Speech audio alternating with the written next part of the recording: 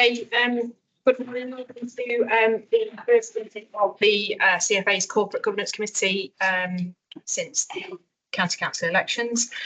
Just to let you know, the meeting is being recorded. It will be uploaded onto the CFA's website later on today. Can everyone make sure that the phones are switched to silent, please? First item on the agenda is the election of chairmen. So can we have nominations, please? I nominate Mr. Wimley, please. And do we have a second?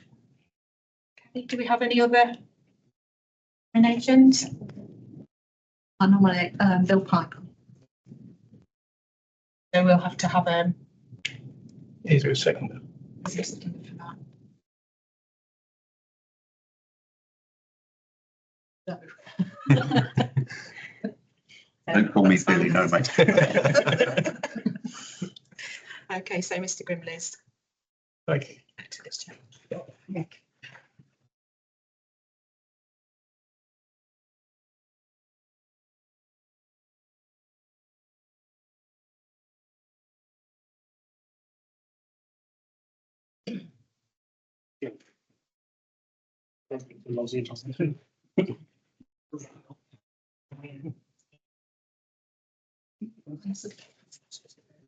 Okay, brilliant.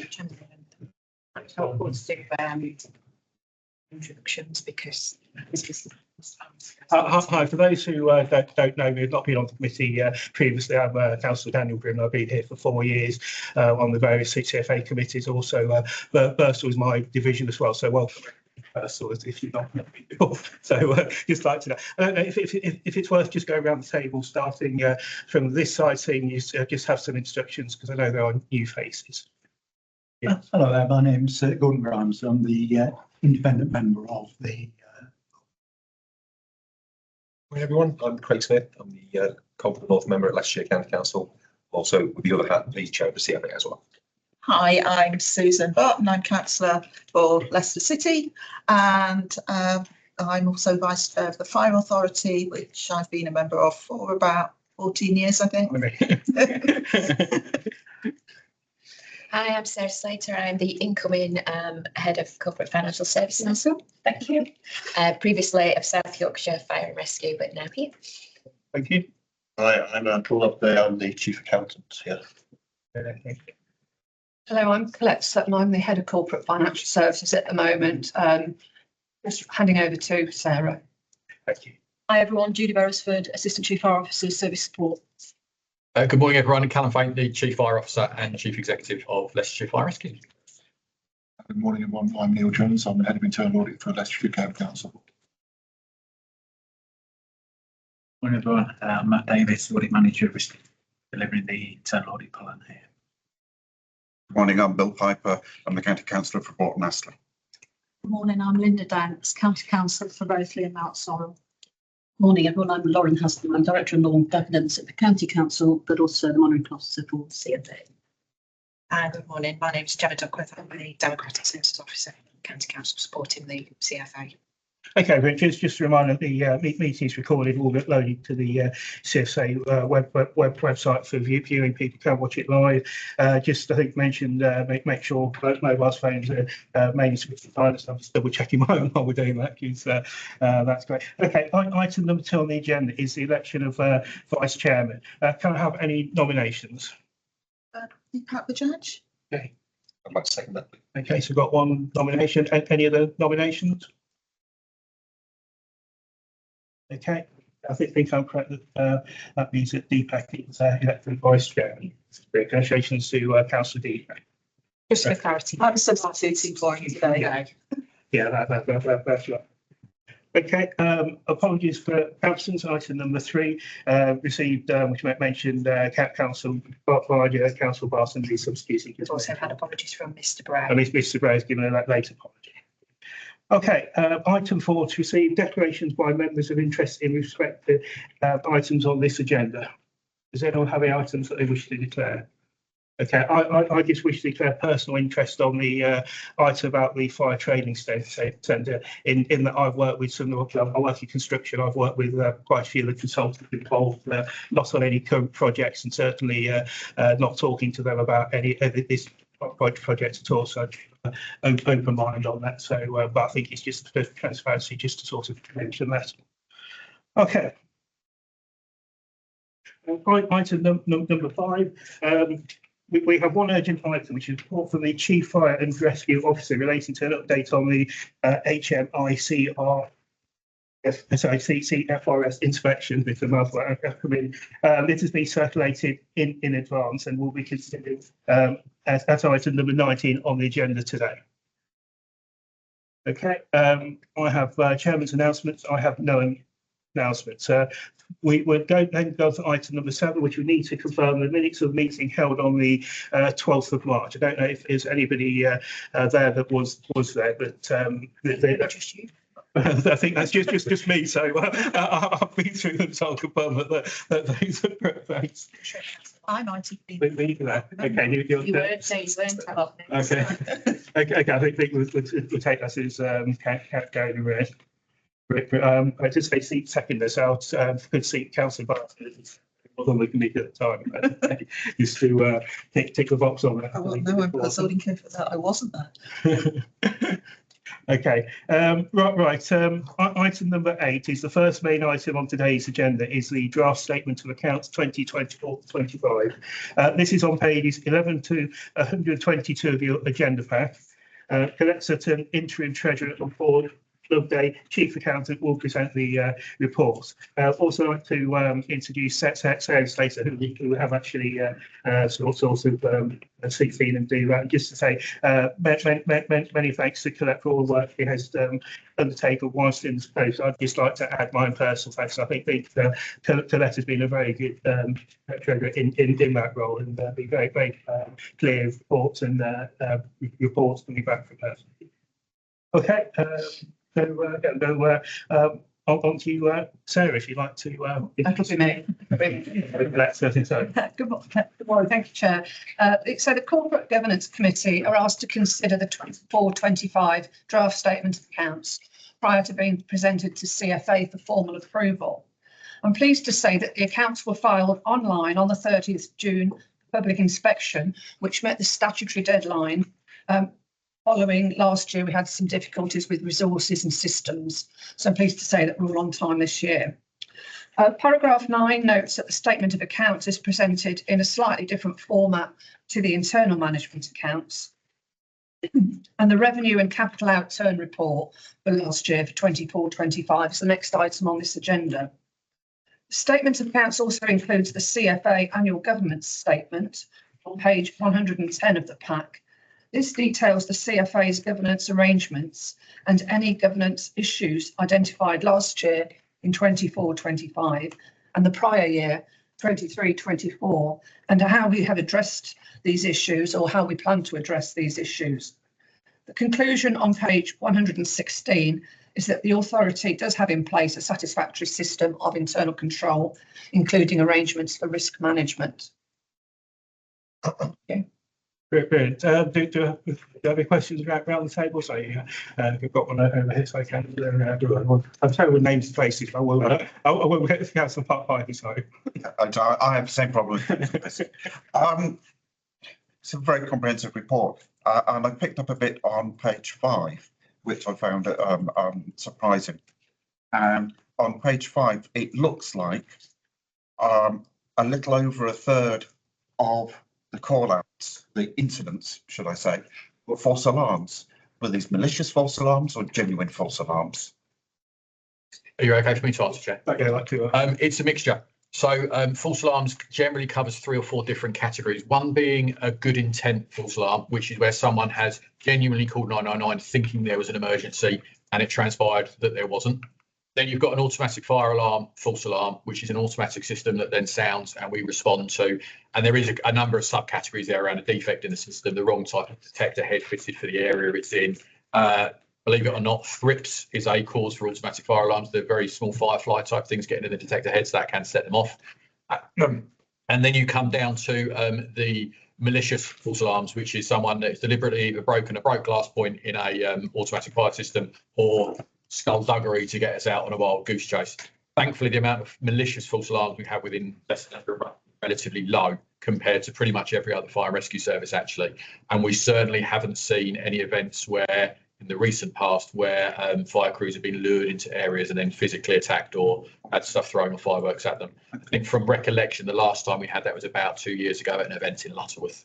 So relatively small malicious false alarms. Not what you would have expected from Lutterworth. It's the outskirts of Lutterworth, the Aldersthorpe area. Oh, near the garden centre. Yes. Yes.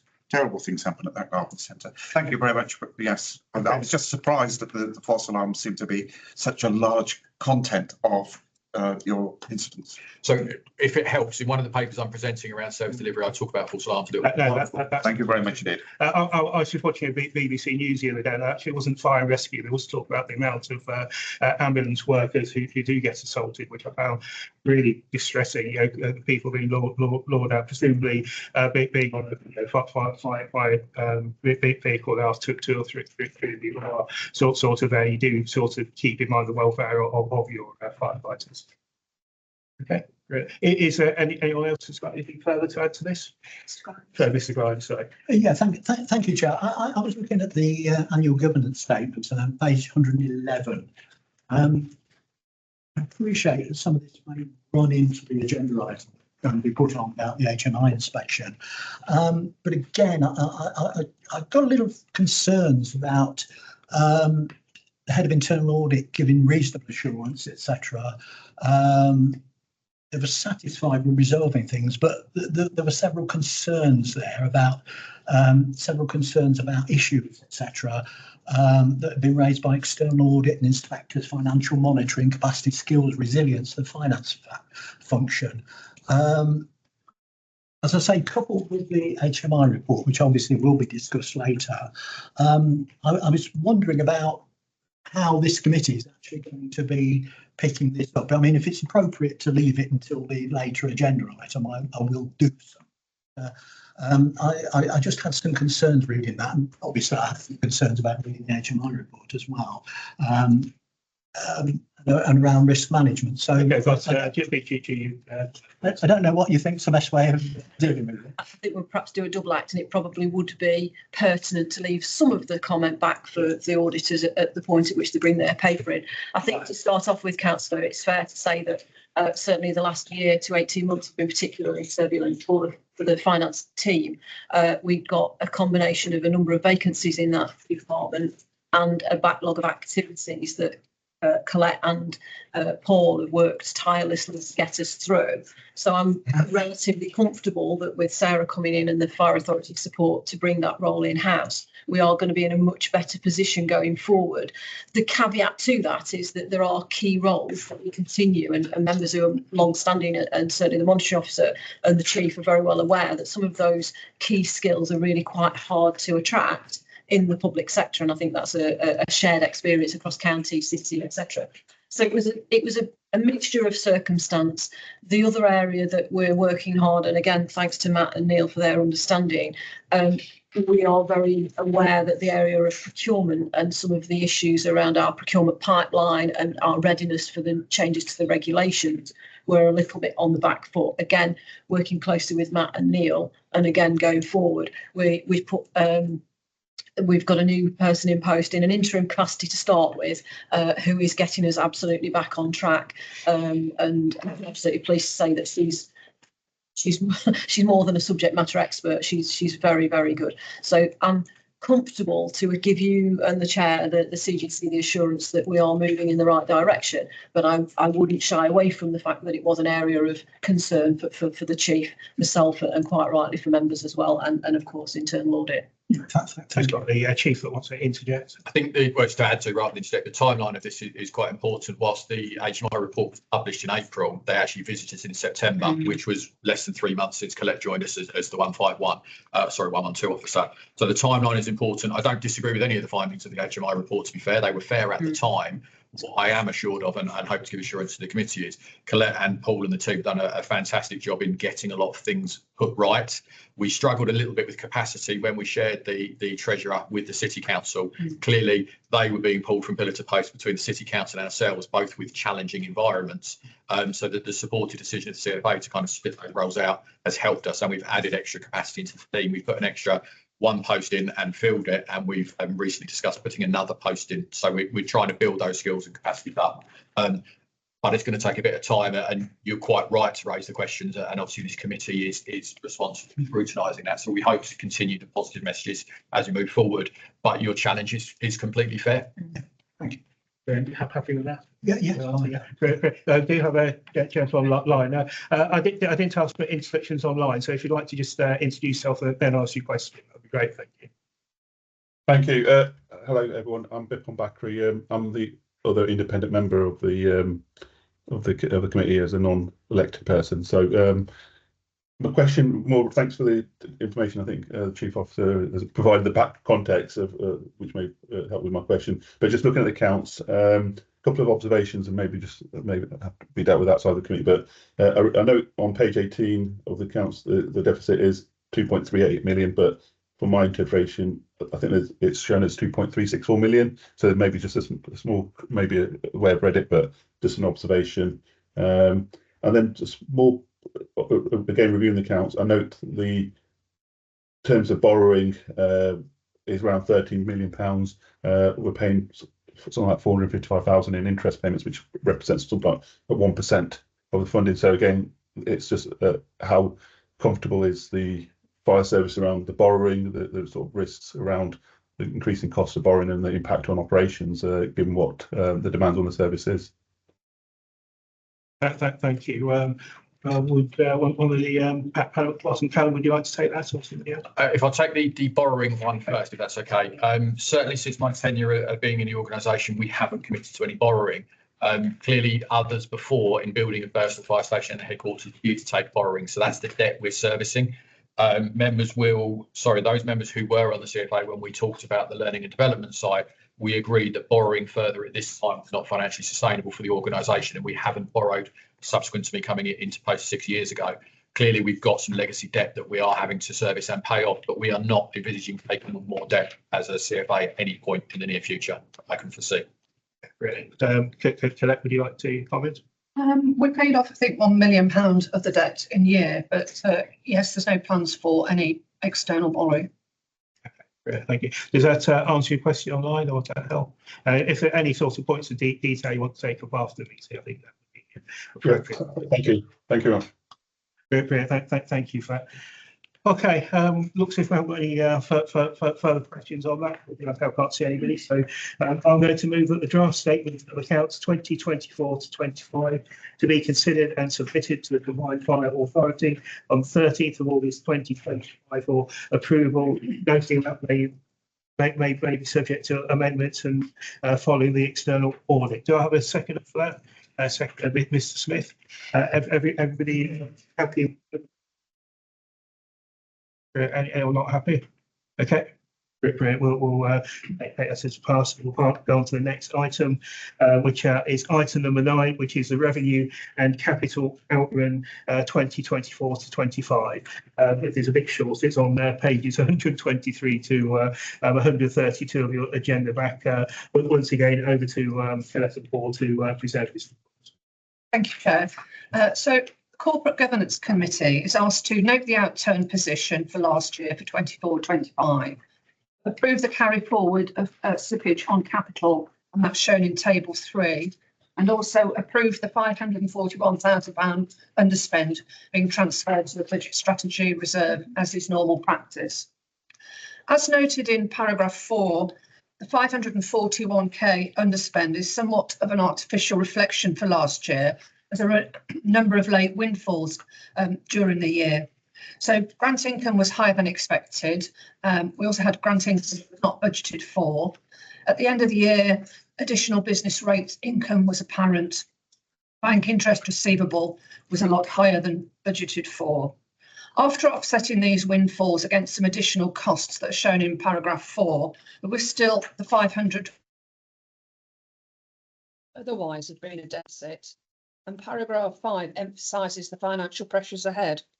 Also, reserves will need to be replenished as 2.7 million reserves contributed to the new learning and development facility, which was costing £14 million in total. Paragraph 15 discusses the capital programme and performance for the year. The capital budget for the year was 4.0 million in table 3, and there was slippage brought forward from previous years of 4.8 million. And this was after an extensive review of slippage from previous years, which we were able to write back capital monies no longer required. And it was agreed by the CFA that we would use some of that right back on capital slippage to put towards the new learning and development facility, as agreed in a report to the CFA. Table 4 shows that there were £20.6 million of reserves at the end of March this year. Part of the medium-term financial plan and budget setting for next year, the 26-27, a new reserve strategy will also run alongside that for approval.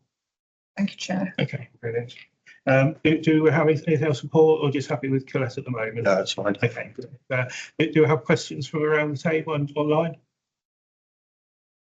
Okay, if you'd like to add something. Yeah, thank you. It's just I'm conscious I've circulated some correspondence at CFA talking about financial pressures for the organisation and potentially difficult decisions ahead. I think it is really fair to emphasise the underspend is generally because of some monies coming in that actually will need to sustain some of the budgets in the next 3 to 4 years that we will no longer receive grants for. So I just wanted to clear up the underspend against the financial pressures. That it isn't quite as crystal clear as it may seem on paperwork. It's a bit more murky than that. Thank you, Craig. So looking at Craig at the moment. That's too similar. Okay, Britt, does anyone else have any further questions on that? Okay, as there are no further questions, I'm going to move that the revenue and capital outturn position for 2024 to 25 be noted, subject to an external audit.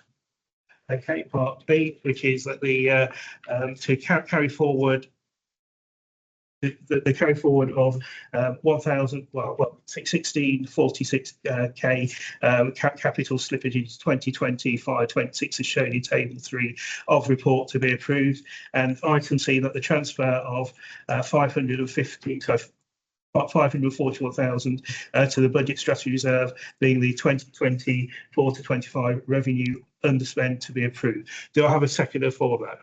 Councillor Piper on that one. Is everybody happy with that? Just see a show of hands. Brilliant. That's Karen. I think so. That's unanimous or almost. Brilliant. Okay. Item number 10. We now move to the annual Treasury Management Review 2024 to 25. This is on pages 133 to 154 of your agenda pack. This again will be presented by Colette and Paul. Thank you, Chair. This is actually the first Treasury Management Review report for the authority, because up until the 30th of September last year, Treasury was managed by Leicester City Council. The authority do have a new Treasury Management strategy, which was written in-house, and that was approved with a medium-term financial plan. And then going forward, there will also be a mid-year review from now on. Currently, balances are between 20 and 25 million pounds, and they're invested in government safe havens and also with other local authorities. More work will take place this year to review other investment options. Table 1 shows that total investments exceed total debt by 12 million, and Table 2 shows that all of the debt of 10 million pounds sits with Public Works Loan Board, which is another government safe haven. And there are 22 million pound short-term investments. The profile of the 10 million pound debt is shown in table 3, the majority being due between next year and 10 years. And as I mentioned earlier, 1 million pound of maturing debt was repaid in the year in 24-25. Table 5 shows how the 8.8 million pound capital programme, including the slippage, is being financed mainly from revenue and capital receipts. As noted in paragraph 7.21, the authority has not borrowed externally since 2014, when we had borrowing for the new headquarters, and has managed to fund the new learning and development facility internally. that being £14 million in total, £7 million in phase 1 and £7 million in phase 2, that was approved in February this year by the CFA. The appendices include external context from our 2 Treasury Management advisors, Arlene Close and MUFG, who were previously called Link. And then section 8 notes that all Treasury Management activities in year complied with the Treasury Management Code and the Treasury Management Strategy that was approved for the authority by the CFA. Thank you, Chair. Thank you. Do you have anything from Paul, or are you happy to leave it? Brilliant. Okay, do you have any questions or comments from around the table or online? Okay, so can't see anybody, so I'll move that the Treasury activity for 2024-5 to be noted, and that it complies with the new combined fire authorities Treasury Management Strategy, which was presented and approved by the CFA on the 2nd of October 2024, and Part B, that the annual Treasury Management report for 2024-5 and associated prudential code indicators be noted. A seconder. I'm a second, Mr. Piper against it. Very quick. Do you have any? Could you have a vote to show of hands that everybody's happy with that? Brilliant. Thank you. That's great. Okay. Okay, item 11, which I think this is quite a big one as well. We have the audit plan for Leicestershire and Rutland combined fire authority year ending the 31st of March 2025, and this is on pages 155 to 200 of your agenda pack. Do we have Ben, Steve? Ends on 9. Oh, sorry, Ben, my eyesight can't read the names at the bottom right across there. It will be, I have to get on the computer. Okay, I have Ben, Steve. Chair, sorry. First of all, I'm Avatar Soha. I'm the audit director. So I will let Ben do the overall presentation of the plan, but I just wanted to give a couple of high level points. And I think it touches on the question around the AGS, which was raised earlier. So last year, we, there was a bit of problems in terms of staff turnaround, in terms of when we came to do the audit, and there was just turnaround in the finance function. But I think from my perception at the moment, there is a bit of stability coming into the team. So hopefully it won't be an impact on the audit, which we had last year. And secondly, there was a qualification on the audit report, and that was driven by again around the turnaround and not being able to get evidences to support the valuation of assets. But there is a strategy to actually get the evidences this year, so that should hopefully remove the qualification in the accounts audit opinion that we did present last year. So there were key thoughts around the questions around the AGS. So I don't believe that overall there will be a problem in terms of internal control and the annual governance statement from my perspective, as I think things are turning around. I'll pass it over to Ben now, who will do the detail audit plan. We've lost sound. You just bear with us. Problem my end, not your end. Okay. Brilliant. You're back on. Okay, yeah. So what I'll conclude is that I think we should be able to get the audit done, but I'll pass it over now to Ben, who will do a detailed review presentation on the audit plan. Yeah, thank you, Avatar. Thank you, Chair. So obviously I'll take it that everyone's had a chance to read the audit plan, but there's just a few areas I wanted to draw the attention of the committee to. So page 7 talks about key developments. So we sort of touched on this already, but last year we issued a disclaimed opinion, which was due to not having sufficient evidence to support the valuation of land and buildings. So our plan this year is to try and regain assurance by completing the work that we would have completed in 23-24, with the intention being that we can then issue a clean opinion subject to receiving that information. Pages 14 and 15 talk about significant risks. So these are basically areas of the financial statements where we think there's the greatest risk of material misstatement. So we've got management override of controls, which is linked to the idea that management could bypass the control environment, to commit fraud or something of that nature. There's also valuation of land and buildings. So that's basically because it's a complex account estimate and also very high value. So there's sort of greater risk there. And then finally, pension liability. So again, it's a complex area. there's an area of subjectivity to estimating the value, and it's also high value. Please also note that we've rebutted the risk around revenue, rather fraudulent recognition of revenue and expenditure. So this is on the basis we haven't identified any deficiencies in our planning work, and we haven't noted any sort of incentives for manipulation in that area. Page 19 talks about materiality. So this is sort of the thresholds that we use when determining, what we test and what we report. So just to note that the value we've estimated is 806k, which is broadly in line with prior year.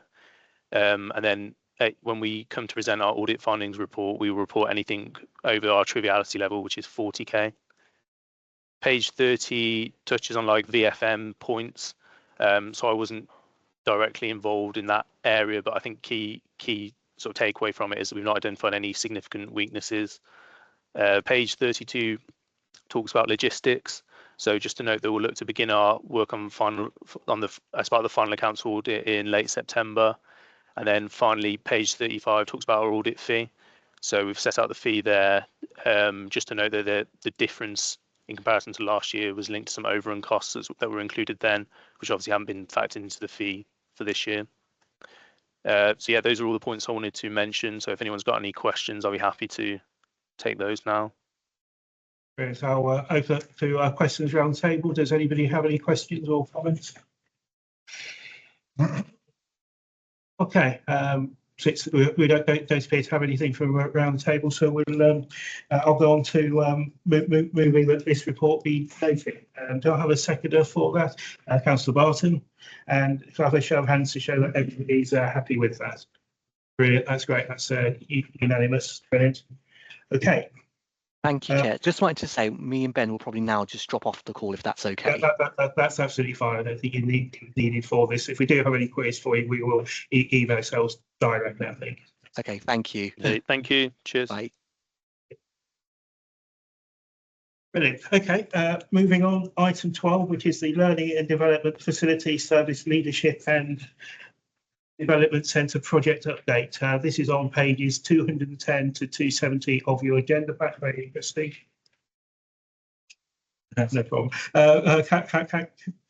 Callum Faint, you will present this item when you can. Yeah, thank you, members. Thank you, Chair. Sorry, members, this will probably be the start of hearing a lot of my voice for the next few papers, so I do apologise. We've included an awful lot of detail in the paper, and in particular the appendices. Given the new makeup of the CFA and Corporate Governance Committee, we thought it reasonable to provide you as much detail as possible. And I will cover a bit of background for the newer members just before we get onto the specific update. So, Fire and Rescue Services Act 2004 places a legislative responsibility on the Combined Fire Authority to make provision to train its personnel. This particular act talks specifically in and around the operational training environment, so fighting fires, road traffic collisions, hazardous materials, etc., etc. So it's a very bespoke kind of training that we take on, and clearly the duties that we take on are in a challenging environment and particularly hostile surroundings. So it's a really kind of niche market, and ultimately the risks associated with training or not training our firefighters to the right standard and right frequency are very, very high if we don't get it right. Clearly the training provision is a high priority for the organisation, and it sits within the organisational risk register because of that, and the safety of our staff has to be paramount, not least for litigation, but certainly and foremost our staff are excellent and they deliver the function to our community, so we need to make sure we train them to a really, really high standard in a really good environment. For circa 8 years now, the service has been, or the authority has been saving up a reserve to invest in a training environment. And this isn't an easy task to find land to actually do a training centre because of all the nuances of training, the live burn need, the need to have fires and large environments. It makes finding a piece of land really quite challenging for us. Towards the end of 2023, we identified a suitable piece of land, and it was identified by the CFA as our preferred site. That's the site on the outskirts of Bilston within the area. In December 2024, the CFA approved the purchase of that site, subject to the approval of Planning Commission, and shortly after that approval, planning applications was submitted. It's not a straightforward planning application for a number of reasons. The site houses quite a lot of wildlife, so we are looking at bats' maternity cycles, which as Chief Fire Officer, I never thought that would be something I'd be dealing with. But we're looking at that, and there has been another couple of delays outside of our control, because after we submitted the planning application, the parcel of land next door had planning approval granted by central government that had previously been declined by Harbour District Council. So we've had to review some of the noise assessments and some of the mitigations to that around acoustic fencing down one side, and again some of the environmental considerations that need further submissions. All of that has been completed from our point of view, and we are expecting a planning determination in July this year. As you would expect, we're pretty much towards the end of July already. I think we're waiting for 1 or 2 people to come back. The feedback we've had at the moment has been quite favourable. It will be determined by the planning officer. It won't be going to full committee because of various lead periods. We haven't had that determination, but we are expecting that in the coming week or so. Let's hope. But obviously, we haven't been stood still during that downtime. We've been looking at the procurement routes subject to the planning permission being granted. How could we procure the contractors? We've done some soft market engagement as well, with the strong advice of our new procurement officer around how we engage in doing that in the right way. And we have had 8 expressions of interest from building companies that would be interested in taking the contract on. And we've also got 2 procurement frameworks lined up for consideration that would allow relatively quick expedition and appointing of those contractors subject to the planning permission coming through. So sorry, Chair, that's quite a long rambling way to kind of say we actually haven't got an update because we haven't had the planning determination, but we've been using that time wisely to progress the procurement routes and line up potential contractors and frameworks. And obviously within the appendices, there are quite a lot of information, and I just really want to draw the members' attention on pages 211 of the bundle. So the planning application has been submitted for 3 phases of work. As Colette's kind of alluded to, phase 1 and phase 2 are all around the operational training facilities, the groundworks and the classrooms and garaging. Phase 3 is one that I really want to bring the members' attention to, which is the inclusion of our workshops and maintenance facilities relocating to that site. The reason I'm drawing particular attention to this is when we approached Leicester City Council about purchasing this land, they asked about whether we would be willing to vacate our existing sites, which is on the County Hall site. That's under a long-term lease, circa 70 years left on that lease at a very generous rate for the Fire and Rescue Service. I thought you said you were buying it from City Council just then. Sorry, Leicester County Council. Yeah. I was puzzled about why they would be bothered about what was going on in County Hall. So our current workshop facilities are on County Hall on a peppercorn rent. The leadership at the time asked if we would be interested in moving that facility. We said we'd entertain all the ideas, but that would be for us to send the lease. Leicestershire County Council would have to pick up the cost of relocating that. After a bit of due diligence, that came back at circa 10 million, and Leicestershire County Council suggested they don't have the funds for that. We have left that in the planning application for flexibility should Leicestershire County Council find the funds further down the line, or at very least at the expiry of our long-term lease, 70 years time, it gives the authority some options at that moment of time.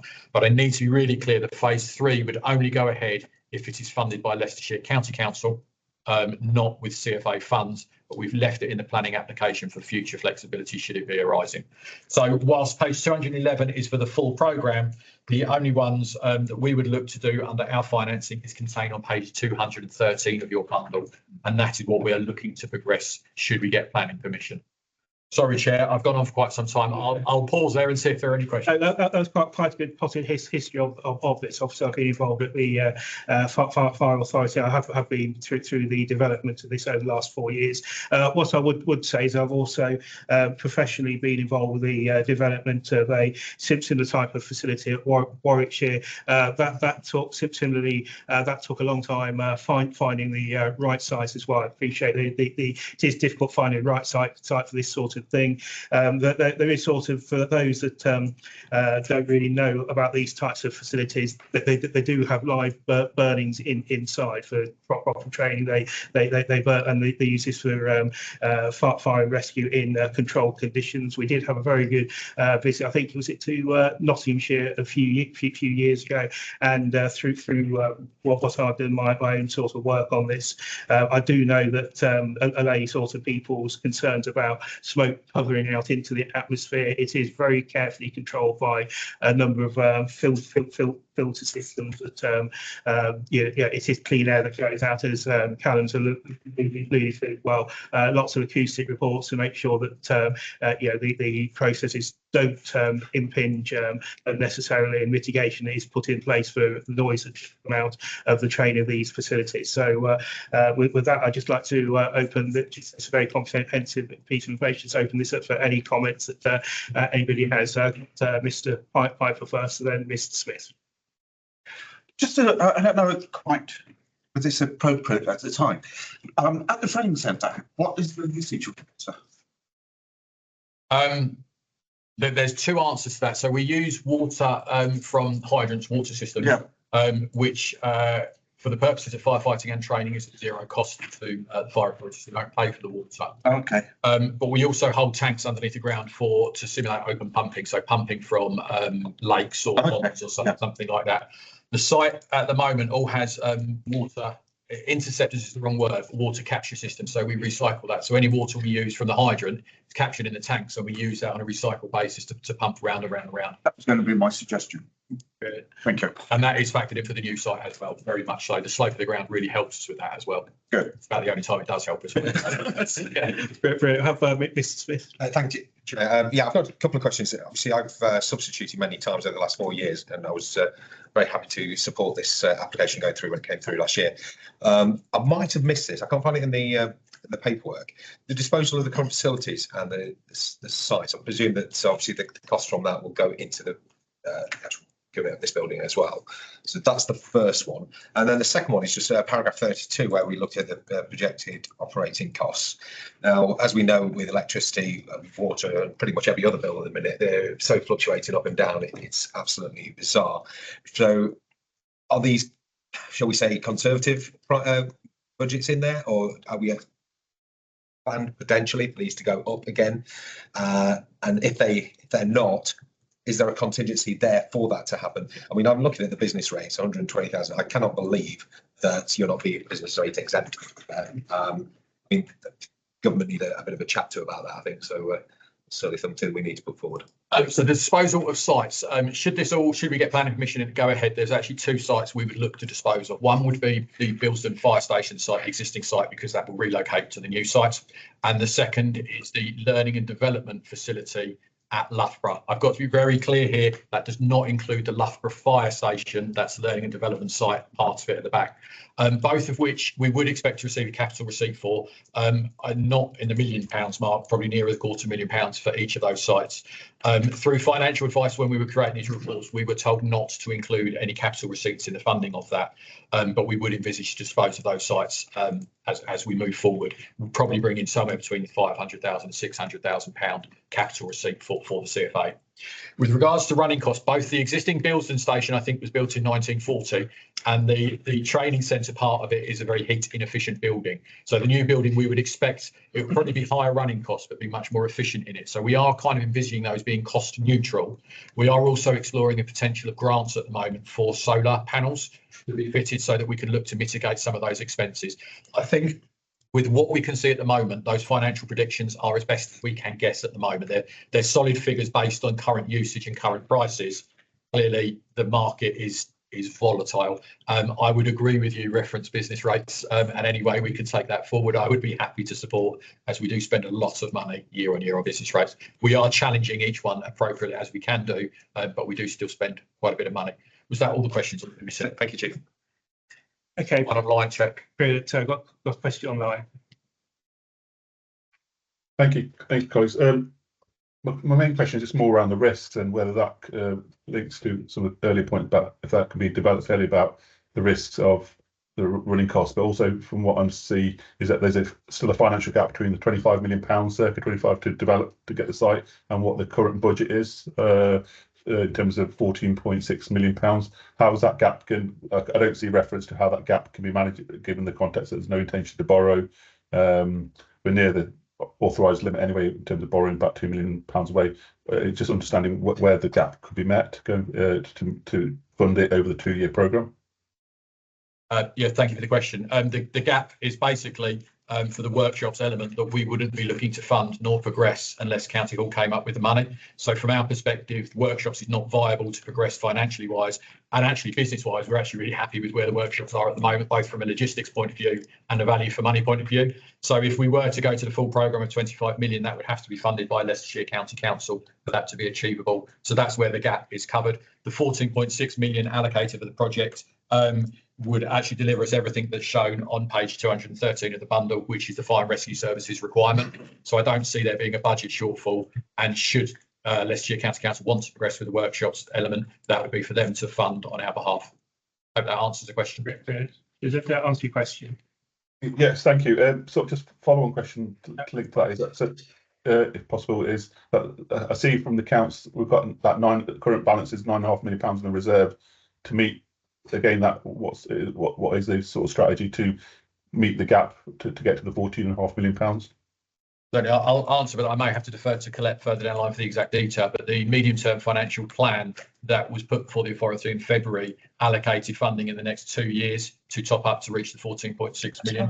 That's the answer. Yeah. Okay, Colette. No, that's correct. We do have the 14.6 million, but we're funding it over 25, 26, the current year and next year.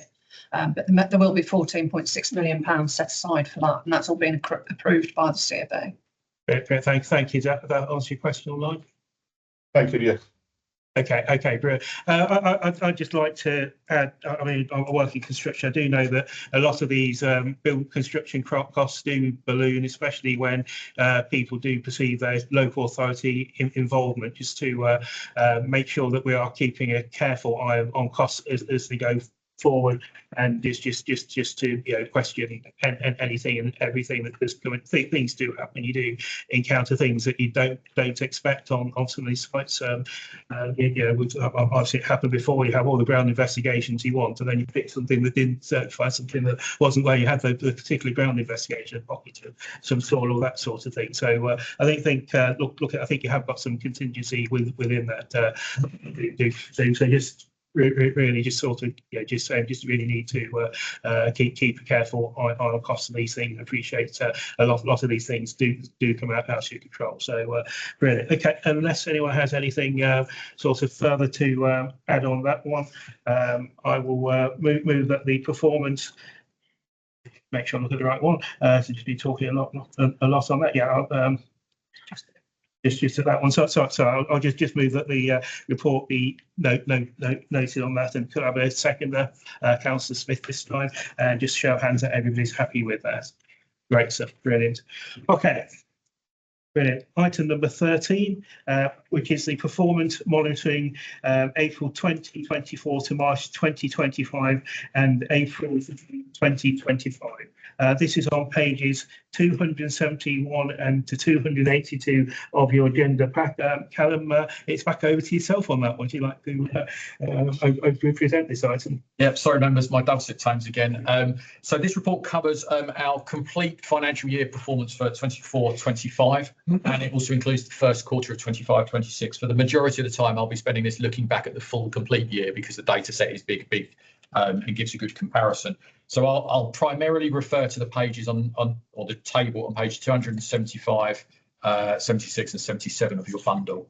So if we start at the top of page 275, KCI 1.1 through to 1.4, these are the incidents we've attended over the year. Primary fires is generally a term used, well, it's a term used within the Home Office and MHCLG for any fire we attend that has a monetary or an insurable value. Secondary fires are the opposite, which are, generally speaking, your wood fires, your brush fires, your outdoor fires, rubbish fires, etc., etc. And then chimney fires, for some reason, are determined separately, which I don't know the history of, I'm afraid. So you'll generally see the trend of incidents is we've attended about 644 more operational incidents over the year. That is an upturn. Traditionally, we tend to see downturns as a fire and rescue service, but nationally, we are now starting to see a plateau and a slight uptick. You will see the number of fire incidents we've attended is down. The number of false alarm incidents we've attended in 1.3 is slightly up. And there is a breakdown there for you, Councillor Piper, around number of malicious incidents that we've attended. And I think the non-fire incidents in KCI 1.4 is an area that I'll spend a little bit more time talking about, as that's seen quite a big increase of 342.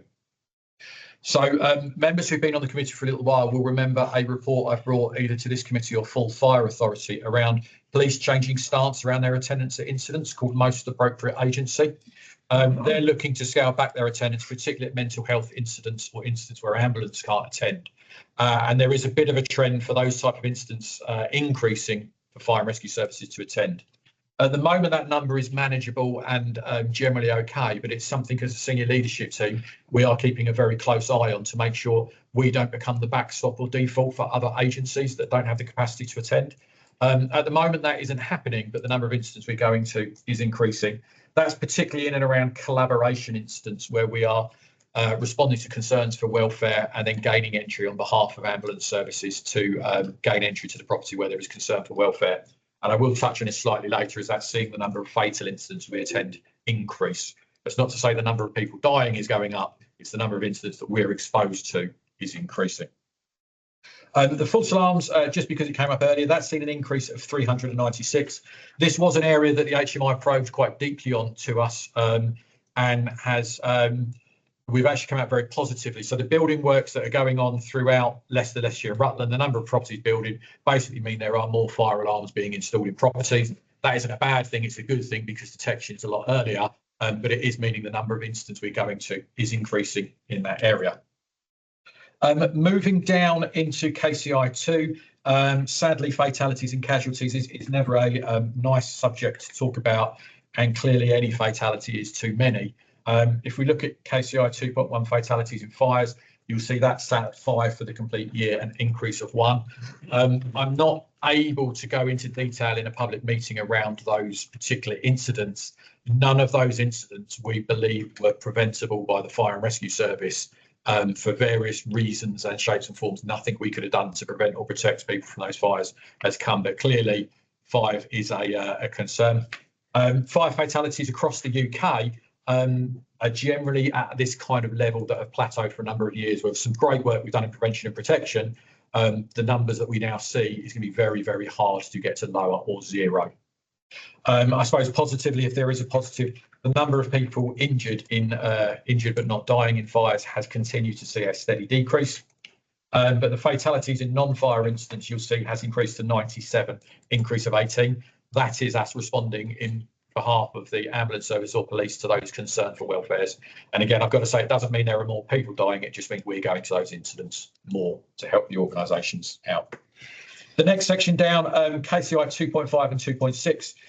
TRIM, for the benefit of those newer members, is our trauma risk incident management. So where people attend either traumatic incidents, fatal incidents or significant injury incidents, TRIM is a mechanism we've got in place within the organisation to make sure people's welfare is supported. We're trying to help them with those traumatic incidents and also the dripping tap effect, the building up of those incidents, making sure their welfare is looked after. You'll see the number of TRIM notifications is actually down.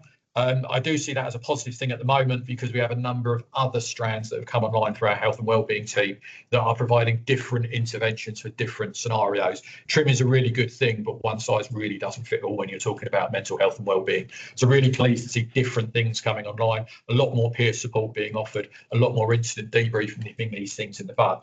And you'll also see the number of employees injured whilst responding to operational incidents is down. What I would say is I'd actually quite like us to review this because I think I'd like to see not only the number of incidents, but then the number of incidents that result in sickness to give us a bit more of a fuller picture of that. But ultimately, bearing in mind we attend a large number of incidents in difficult environments, the number of injuries we sustain is at a, it's never an acceptable level, but it is at a balanced level that I think is appropriate. Moving on to KCI 3, which is centering, it's a large area centering around our response to incidents and meeting our attendance times. You'll generally see positive responses across the board where we're within our CRMP targets and are improving on all those response times as well. There is a number of factors in that, some of which are in our control, some of which aren't. Members will remember we introduced a new mobilising system towards the tail end of last calendar year. That is proving very reliable, very resilient, and now starting to see some improvements in call handling times.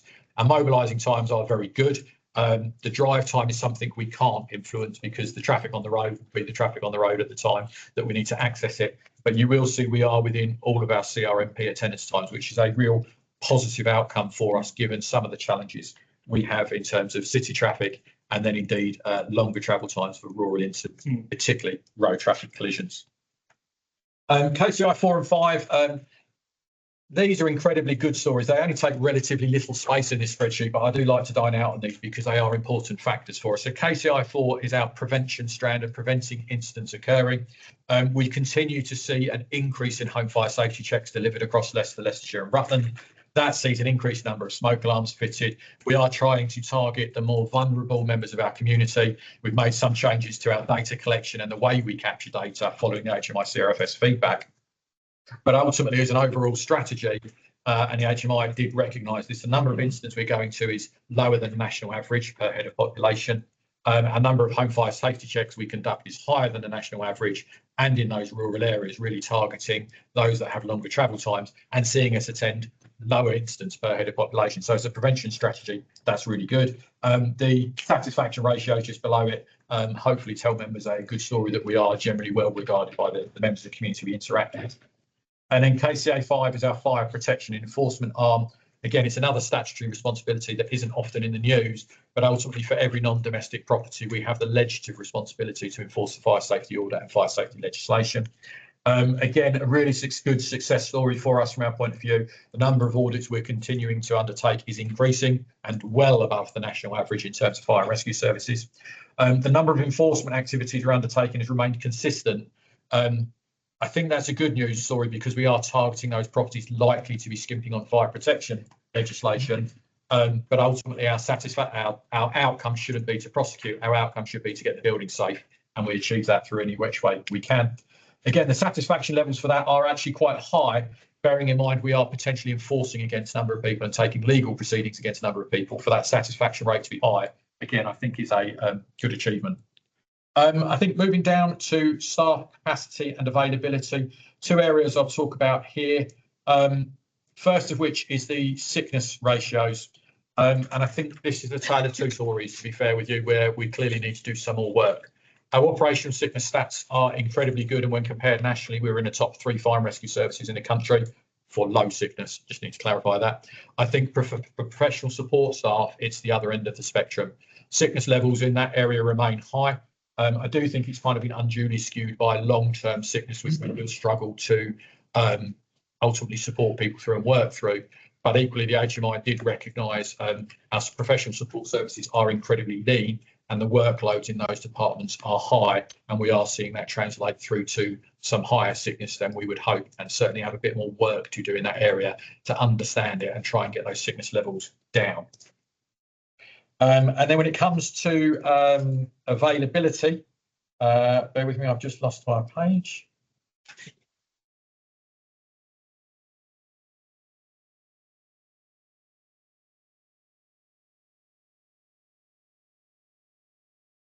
Never find it when you're looking for it. But, no, it's okay, I'll pick it up in a minute. And then moving on to 25, 26, so the first quarter of this year.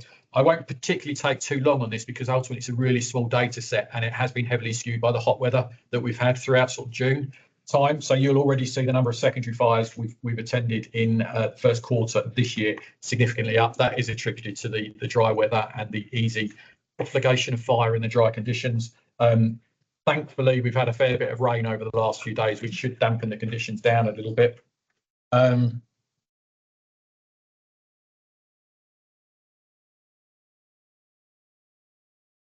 Yeah, and then at page 277, the operational availability. Sorry, this is the one I've taken you back. This is an area where I think our operational availability has remained very positive, particularly across our whole-time staff and operational availability. But I think there is an area. Availability on the heading, but it's actually at KCI 3. Average availability time is 3.5 on page 280. Sorry, yeah, page 280. So operational availability for whole-time staff remains particularly high in the higher 90th percentile. On-call availability remains stable around the 65% mark, but I do think this is one I'd like to work with the Corporate Governance Committee on to review this standard in KCI. We have traditionally always had 100% availability target, and clearly our aspiration should always be 100%. But recruiting to on-call firefighters is a particular challenge, not only for Leicestershire Fire Rescue Service, but across the sector. For a number of reasons, society's changed, work patterns have changed, life patterns have changed. We are struggling to get availability much higher than 65%. And I think it is probably time to formally review that key performance indicator to reach a more realistic target of what we should strive for. All of these KCIs have previously been agreed by the Corporate Governance Committee, so I would ask that we undertake a piece of work in the background and maybe present some options to the committee around what is reasonable and realistic moving forward. Again, that was picked up by the HMI CRFS. On average, we are comparable with every other fire and rescue service that has on-call staff in the country. We're working hard to recruit more. We seem to be making very limited, if any, headway. I'll stop talking at that moment. It's been a whistle stop. There will be questions. That's fine. Thanks, Callum. We have Councillor Barton. My question was on your concluding remarks on the on-call firefighters, and does that lack of availability or less availability than we would like, does that impact on the capacity to be released? So I think the impact we have with limited availability or lower availability will be seen in attendance times, because ultimately if the closest appliance or quickest appliance to get there isn't available, we then have to send the next nearest appliance. So that's where the real impact of low availability is felt. And I'm with your 14 years experience, you'll know we've trialled different vehicle types, lower numbers of crews, increased recruitment campaigns, targeted recruitment campaigns. It has some limited impact. I think ultimately the CRMP won't need to change from that. I think we remain our commitment at recruiting more and more staff. I think we just have to be more realistic around what is an achievable and stretched target for us to achieve, because 100% isn't viable for us at the moment. Okay. I'm sorry, Councillor Mr. Piper. Yeah, thank you. Two questions. One is going back to your number of availability. Have you any idea why it's so difficult to recruit new firefighters? Yes, and I'll try and surmise this as best as possible. The model came about post the Second World War, where most people lived in a village and worked in a village, and the community spirit was incredibly high. So they lived and worked within that 5-minute boundary of the on-call station, and employers were more than willing to let their staff leave their work at a moment's notice. As society's evolved, people tend not to live and work in the same village, so immediately they're not able to respond to some of that time. Equally, employers are feeling the pinch as much as anyone and are becoming less willing to allow staff just to leave and potentially be gone for 6 hours out of the day. Equally, work-life balance has become more and more prominent as society evolves and moves on. People are willing to give less time and commitment to on-call. I have to say that it's a very big commitment. People are giving 70, 80, 90 hours a week where they guarantee to be within 5 minutes of the station and have basically got a backup plan for every aspect of their life in case they get called out, whether it be childcare, socialising, whatever it may be. So society is very, very different now. And even if we can find some of the people, they tend not to give as many hours as they did traditionally. I think it's fair to say the financial recompense is not significant for an on-call firefighter. They receive a retaining fee of circa £3,000 a year, depending on the level of availability they give, and then we pay them an hourly rate when we use them.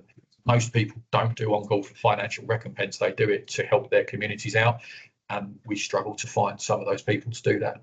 Right. So it's quite a complex one to try and solve. Yes. Yes. And I would say, sorry if that came across, the pay bandings and negotiations are set nationally, so it's nothing to do with the Combined Fire Authority. I'm not moaning at the authority for national pay and agreements. It's a big ask that we ask. The people that do it are phenomenal. We've got some massively dedicated staff. It's a challenge across the country. And my other question was actually going back to your performance figures. How much does inconsiderate parking affect your call-out times? Limited amounts generally, because our on-call stations are predominantly in the more rural areas. Parking is less of an issue there than it is in the city. Yes. Where we do see some impact, particularly in the city, fire engines that are very big units through some of them tight streets with inconsiderate parking, that actually delays some of our attendance times. Yeah. And is there anything we can do about something? So we have no parking enforcement abilities ourselves. No. We work with local authorities and indeed the police where we have particular spike areas and troubles to try and do that. We've got some leaflets that we put on people's windscreens that look very similar to fixed penalty notices, but actually aren't, almost to try the scare factor. Yes. People are people and inherently think about themselves when parking at times. Brilliant. Yeah, and probably a lot of the housing was built in times when people didn't have cars. I would agree. And now everybody's got given rights to have a car. So, thank you very much. Okay, Mrs. Smith, you. Yeah, just following on there from Councillor Piper's. Can we have some of those stickers, please? Because I know 52 councillors quite happily dish them out for you at weekends. We can arrange for that. Yeah, I was going to say to you, Lisa, we here as well. Then in my division here, we do have certain streets that again built historically, and people having lots of cars for houses. There's not enough car parking space. I'm happy to. Brilliant. Okay. That was not the question. Okay. Just thought I'd pick up on that one. Yeah, really, it's about this 65% on-call firefighters. You've already alluded to the fact that we're not able to recruit. It's getting more and more difficult to do so. I'm not a defeatist by any stretch. Should we be looking at a totally different one? That is a question that's been wrestled with nationally, both in terms of government and the National Fire Chiefs Council. It is a really common problem across the country. The challenge we've got is recruitment is difficult. The cost effectiveness of the on-call model is massively impressive. The running cost for an on-call station per year is circa the £100,000 mark. The running cost for a whole-time station is circa the 1.2 million mark. So you get a lot of bang for your buck.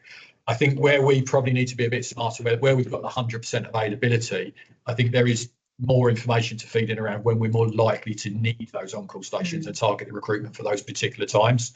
So I think we should always aspire to have 100% coverage because it's the best possible thing we can do. But I think we just need to be realistic around when we really need those crews available and focus the recruitment even more so on those times. But I do think there is an interesting conversation coming around future sustainability of on-call.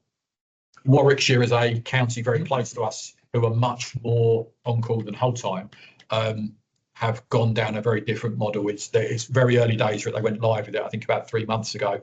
Very unpopular within the service, very unpopular within the community. Time will tell to see if they're right or not. So they have very much fewer crews available and then look to surge their availability on a 4-hour notice period rather than have immediate responses. I'm not sure that would work across LLR because of the differences in our communities, but I am watching it with a close eye to see how it does or doesn't perform. I just add a slight point to that because the issue of on-call has been wrestled with for a long time, as Callum's alluded to. I think the other thing that we suffer disbenefit from is sometimes the unforeseen consequences of things like changes to employment legislation, not got the right teeth in, such as the working time regulations and certain decisions that get made around those kinds of things where people drive for a living, then that obviously from a tachograph point of view, it also has it. So that sometimes we suffer disbenefits because we're an unintended consequence of another piece of legislation that comes in. Okay, brilliant. Anyone have anything else around the table or online? Okay, brilliant. Okay, I'll move that the performance of the Leicestershire Fire and Rescue Service for the period of April 2024 to March 2025 and April to June 2025 be noted. Have a second for that, Mr. Piper. Just show hands that everybody's happy with that. Great stuff. Fantastic. Okay. That one off my list, so I don't repeat that one. Item number 14, which is the Service Development Programme and CRMP 2024 to 2028 actions. These are on pages 283 to 300 of your agenda pack. Back over to Callum again. Sorry, members. Yeah. So this paper, I always find this one an exceptionally useful paper to bring to members' attention because it kind of describes a lot of the things that go on in the service that don't really hit the news, don't really attract any of the bells and whistles, but are essential to what we're doing and how we're improving as a business. So you'll be very pleased to know that I am not going to go through each one of these line by line by line. Of the projects we've got ongoing at the moment, I think you'll notice a significant trend here with Firewatch, which is our availability and HR system, the mobilising system, Unit 4, which is our finance system, and the People Premises Risk Management System, PPRMS. They're all the core systems that underpin the organisation and allow us to kind of do the stuff we do, record it and present all of that information in the right way. The mobilising system is coming to a close now, and that was almost the linchpin, which has freed up a number of system improvements across the board. So the mobilisation system went live in October of 2024, and it's now freed up our ability to kind of really get to the root problems of some of our systems and improve those, both in terms of cybersecurity, process efficiencies, but basically making them usable for people and presenting the information to us. So again, not really kind of headline grabbing, but really essential system improvements that will aid the business further down the line. It will also link with some of the findings of HMI CFS. So you'll see that those kind of works are going on. They take an incredible amount of management time and of ICT time, but they're essential projects. And then moving into the operational sphere, you'll be really pleased to see the water rescue capability uplift project is progressing incredibly well. One of the stations at Loughborough are operation available, and Wigston and Oakham will become operational in the very, very near few weeks, with Birstall programme to come on the run very much before the winter period, which will see our water rescue response at a very decent level as we run into the more traditional time of flooding. I say more traditional because with extreme weather events now, flooding is possible at any time, but our capability is building on a daily basis and it's delivering very well. Contrary to what I've just been saying around on-call availability, the project to establish an on-call section at Loughborough is progressing far better than any of us could have possibly hoped. We have a number of expressions of interest from our existing whole-time staff that also want to do on-call availability, and we've had an incredibly healthy appetite from the community to start joining on-call as new starters. So we are envisaging that project probably, I don't want to get ahead of myself too much, but probably concluding successfully 12 months ahead of the anticipated timeline. It's progressing incredibly well at the moment. And it will add a bit more capability and resilience in the Loughborough area, which is obviously the second city within the service area, but equally it has relatively levels of high demand of the student population and indeed flooding areas. And then finally, Southern Station refurbishment. This is the latest in our significant refurbishment plan. It follows on from successful projects at Eastern, Western, Market, Bosworth, and is likely to be the last large scale refurbishment we do within the next few years for financial reasons. And ultimately, it's got the estate in a really, really good place, focusing on EDI, privacy, decontamination, and general health and wellbeing succession of the environments that our staff work in. And work is due to commence on that in early autumn, should be a completion period of early 2025. The remainder of the paper covers the CRMP updates. I'm not going to go through this in any particular length. I'd only draw your attention to pages 291 to 295 of your bundle, which is the update on the people strategy and the immense amount of work that's going on there. Again, this kind of directly correlates to some of HMI CFS's findings, so I won't labour the point too much, but we are already undertaking a large amount of work and we are delivering, in my view, very well on the latest CRMP. Dependent how the financial pressures come out and the options we're considering, we may need to revisit the CRMP around public consultation around some of those areas. But it's too early, there's no decisions yet been made. Clearly, any decision that alters the CRMP will come to the CFA for approval and permission to go out to public consultation. And I'm hoping to get a paper to you probably August, September time for the full CFA to consider. With that said, Chair, I will stop at that moment in time and take any questions. Okay, I'd just like to add, obviously, Birstall being my division, you could see the water rescue capability is being improved there, and we'll take into the surrounding areas as well, thinking Sice and Thermiston and probably both further as well. So, Britt, do you have any questions around the table? Okay, I see everyone's very quiet, nothing online either. Okay, so I'm going to move that the progress made since March 2025 in the delivered projects within the service development programme and the tasks that are included in the CRMP 2024 to 2025, 2028 be noted. Do I have a second on that one? It's Mr. Smith, and just quick show of hands. Happy with that? Brilliant. Okay, we are pressing down the agenda. I'm quite conscious that we've been going for about an hour and a half at the moment. I think, does anyone feel the need for a comfort break at this stage, or do we want to continue? I need to be counting off and on. So. Okay, well.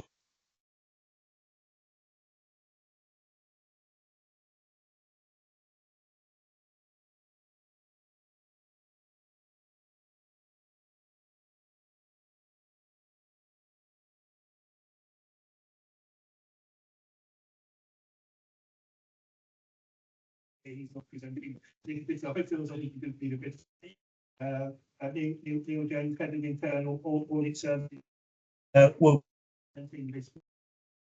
Oh, Chair, thank you very much indeed. So, as we explained, required under internal audit standards to present an annual report to this committee, and that annual report provides evidence to support governance. And of course, that was presented earlier on today's agenda. Mr. Grimes referred to that earlier. So, paragraph 6 of the report explains that there are specific requirements to incorporate into the annual report. The most important of those being the head of internal audit's opinion, the overall adequacy and effectiveness that is management of systems and governance, risk management and internal control. So that's how we place that. So heads of internal audit are currently free to determine how they form their opinion. There is something.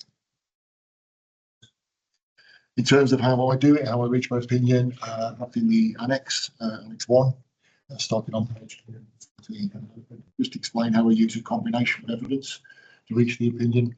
We've got the findings of audits that Matt and his team take individual audits there, summarised in annex 2.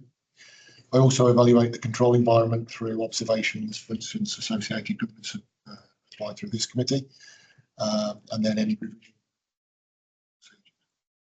And then, as mentioned earlier, I do take assurance from independent audits, certainly this year by the inspector. Whereas the audits that Matt and his team do, he's going to refer to those in a minute, provide targeted micro assurance. The overall opinion is different. It's a macro assurance. It's for a defined period for the whole year.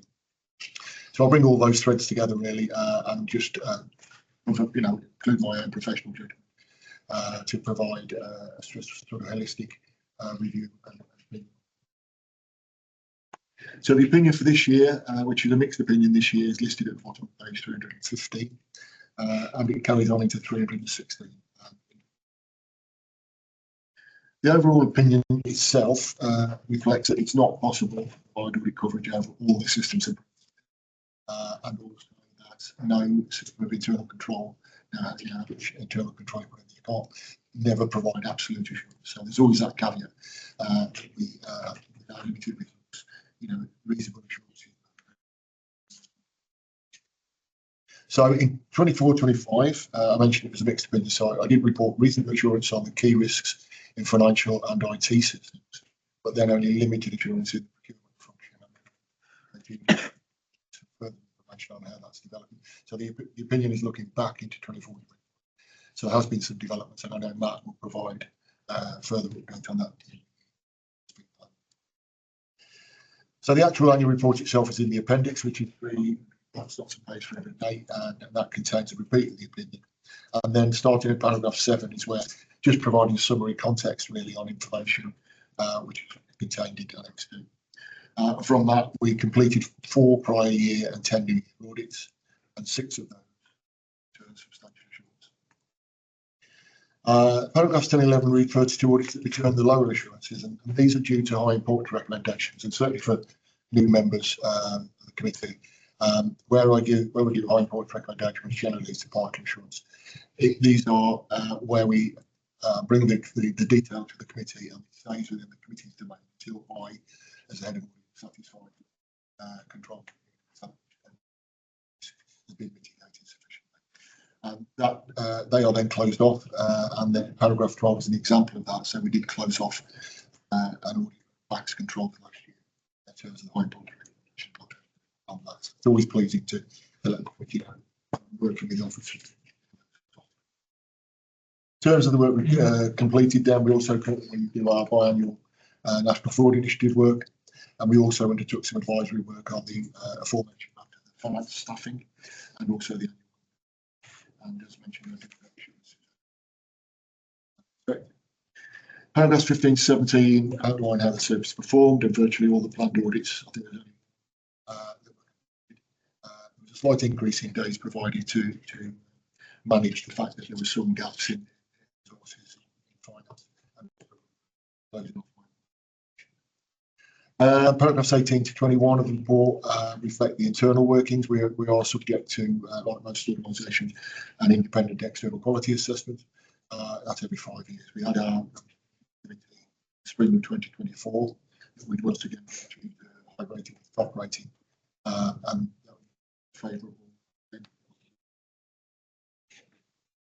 And also, then we've got a good quality assurance and improvement. However, we've got some improvement areas, so there's an action plan underway on those. As time goes on. Finally, paragraph 22, I think a reminder, and this has been mentioned, that the Prime report does get taken into the annual governance statement, helps to inform that.